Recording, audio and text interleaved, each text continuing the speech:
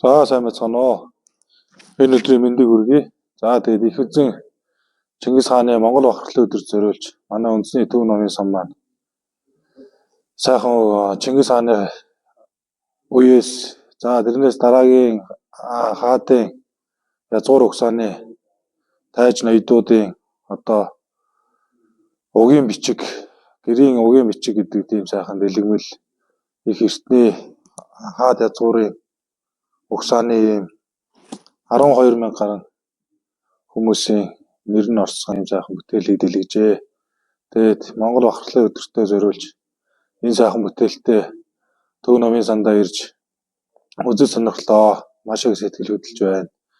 Тэгээд ер нь манай монголчууд эртээр үеэс их хаадаас улбаатай энэ сайхан угийн бичиг гэдэг зүйлийг өнөө орчин цагтаа бид бас түгээн дэлгэрлүүлж за тэгээд хамгийн багадаа 9 үеийг сайхан мэддэг тэрийг үр хүүхдүүд үр хойч залгамжлах халаа өхөндөө сайхан таниулдаг энэ сайхан эртний ёсоо бас ингэж уламжилж авч яваасаа гэсэн тийм сайхан сэтгэл төрлөө. Тэгээд би ч ээж талаасаа буриадуудын ийм дээд язгууртай болдог. Тэгээ манай өвөө чинь багдаахад 7-8 үеийг ямар ч байсан гэж хүүхд байхад их цээжлүүлдэг байлаа.